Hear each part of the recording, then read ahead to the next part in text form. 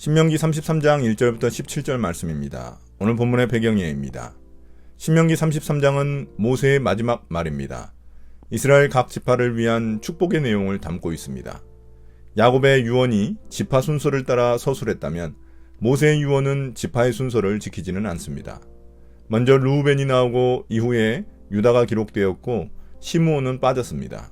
다만 시므온의 축복은 합병된 유다의 축복에 포함된 것으로 봅니다. 베냐민과 요셉은 레위에 이어서 나옵니다. 야곱은 에브라임과 므낫세에 대해 유언하지만 모세는 두 인물을 합하여 요셉을 말합니다. 33장 1절부터 5절입니다. 모세의 선포.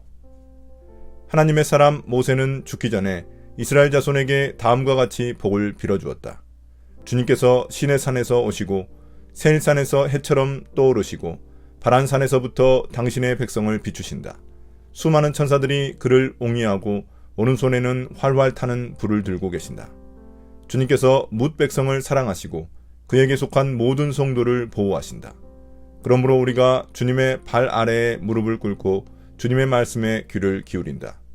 우리는 모세가 전하여 준 율법을 지킨다. 이 율법은 야곱의 자손이 가진 소유 가운데서 가장 으뜸가는 보물이다. 연합한 지파들이 모이고 백성의 지도자들이 모인 가운데서 주님께서 이스라엘의 왕이 되셨다.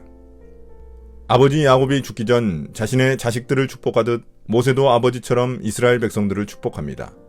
모세를 하나님의 사람이라고 불러 하나님의 권위를 지닌 특별한 지도자로서의 위치를 보여줍니다. 모세는 하나님의 임재와 백성의 반응을 소개합니다. 모세는 산 위에 뜬 해처럼 하나님의 임재가 이스라엘 백성들을 비춰주신다고 선포합니다. 여기에 등장하는 시내산, 세일산, 바란산은 이스라엘 백성들이 거쳐간 광야 지역을 의미합니다. 이때 하나님은 수많은 천사들을 데리고 오른손에는 이스라엘을 향한 불을 들고 계십니다.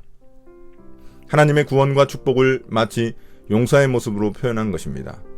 하나님은 이처럼 이스라엘 백성들을 사랑하셔서 그들을 보호해 주십니다.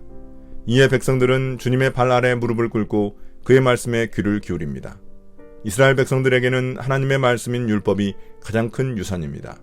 모든 지파들이 모이고 백성들의 지도자들이 모인 가운데 주님께서 이스라엘의 왕으로 등극하십니다.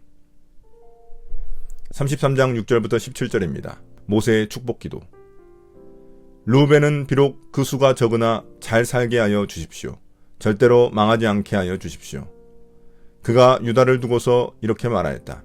주님, 유다가 살려달라고 부르짖을 때에 들어주십시오. 유다 지파가 다른 지파들과 다시 하나가 되게 하여 주십시오. 주님, 유다를 대신하여 싸워주십시오. 그들의 원수를 치시어 그들을 도와주십시오. 레위 지파를 두고서 그는 이렇게 말하였다. 레위에게 주님의 둠밈을 주십시오. 주님의 경건한 사람에게 우림을 주십시오. 주님께서 이미 그를 마사에서 시험하시고 무리바 물가에서 그와 다투셨습니다. 그는 자기의 부모를 보고서도 그들을 모른다고 하였고 형제자매를 외면하고 자식마다 모르는 채 하면서 주님의 계명에 순종하였으며 주님의 언약을 성실하게 지켰습니다. 그들은 주님의 백성 야곱에게 주님의 바른 길을 가르치며 이스라엘에게 주님의 율법을 가르치며 주님 앞에 향을 피워 올리고 주님의 제단에 번제 드리는 일을 계속하고 있습니다. 주님, 그들이 강해지도록 복을 베풀어 주시고 그들이 하는 모든 일을 기쁘게 받아주십시오. 그들과 맞서는 자들의 허리를 꺾으시고 그들을 미워하는 자들을 다시는 일어나지 못하게 하여 주십시오. 베냐민 지파를 두고서 그는 이렇게 말하였다. 주님께서 사랑하시는 베냐민은 주님의 곁에서 안전하게 산다. 주님께서 베냐민을 온종일 지켜주신다. 베냐민은 주님의 등에 업혀서 산다. 요셉 지파를 두고서 그는 이렇게 말하였다. 주님께서 그들의 땅에 복을 내리실 것이다. 위에서는 하늘의 보물 이슬이 내리고 아래에서는 지하의 샘물이 솟아오른다. 햇볕을 받아 익은 온갖 곡식과 달빛을 받아 자라나는 온갖 과실이 그들의 땅에 풍성할 것이다. 태고 쪽부터 있는 언덕은 아주 좋은 과일로 뒤덮일 것이다. 불타는 떨기나무 가운데서 말씀하시는 주님, 선하신 주님께서 그들의 땅에 복을 베푸시니 그 땅이 온갖 좋은 산물로 가득할 것이다. 요셉이 그 형제 가운데 지도자였으니 이런 복을 요셉 지파가 받을 것이다. 그들은 첫 수송아지와 같은 힘으로 황소의 뿔과 같은 위력으로 그 뿔로 만방을 들이받아 땅끝까지 휩쓸 것이니 에브라임의 자손은 만만이요 므낫세의 자손은 천천이다. 먼저 르우벤 지파에 대한 축복 기도입니다. 굉장히 소극적이고 간단합니다. 잘 살게 해주고 망하지 않게 해달라는 것입니다. 이는 아마도 아버지 야곱 시절 그가 저지른 죄 때문인 것 같습니다. 또한 르우벤 지파가 요단 동편, 즉 가나안 밖에 정착할 것이기 때문입니다. 둘째, 유다 지파에 대한 축복입니다. 유다가 원수들과 싸울 때 보호하시고 안전하게 귀환하게 해달라고 기도합니다. 위험한 선발대에 배치된 유다 지파가 대적에게 패하지 않고 안전하게 다른 지파들에게 돌아갈 수 있기를 바라는 기도입니다. 둘째였던 시므온 지파가 빠진 것은 아마도 이 지파가 나중에 결국 유다 지파에 병합되었기 때문입니다. 세 번째, 레위 지파입니다. 모세가 속한 레위 지파를 위한 축복 기도가 길게 소개됩니다. 주로 그들이 맡은 하나님을 섬기는 일에 대한 기도입니다. 레위인들은 제사 업무뿐만 아니라 백성들에게 율법을 선포하고 가르치는 일도 해야 합니다. 또한 주님의 판결을 얻어내는 일도 그들의 임무입니다. 그래서 모세는 레위인들이 백성을 위해 우림과 둠밈으로 하나님의 뜻을 잘 분별하기를 기도합니다. 우림과 둠밈은 두 개의 작은 돌로 하나님의 뜻을 묻는 도구입니다. 하나님이 레위인을 시험하셨다고 말씀하시는 마사와 무리바는 원래 이스라엘 백성들이 하나님을 시험하고 다툰 장소입니다.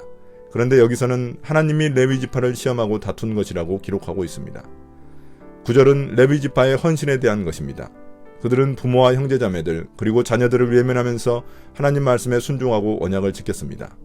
이는 출애굽기 32장 26절부터 28절에 등장한 금송아지 숭배 사건 때 레위 지파가 제일 먼저 모세 편에 서서 형제자매를 막론하고 불순종한 자들을 죽였던 일을 말하는 듯합니다. 모세는 레위인들이 복을 받아 강해지고 그들이 손으로 하는 일을 기쁘게 받아주시기를 기도합니다. 또한 그들에게 맞서는 자들은 완전히 쓰러뜨려 주시기를 간구합니다. 레위인을 대적하는 것은 곧 하나님을 대적하는 것이기 때문입니다. 12절부터는 베냐민 지파를 위한 축복 기도입니다. 모세는 그들이 주님께 사랑받은 자로서 치열한 전쟁터에서도 용사이신 하나님으로 인해 안전의 축복을 누리기를 기도합니다. 13절부터 17절에서는 요셉 지파에 대한 축복입니다.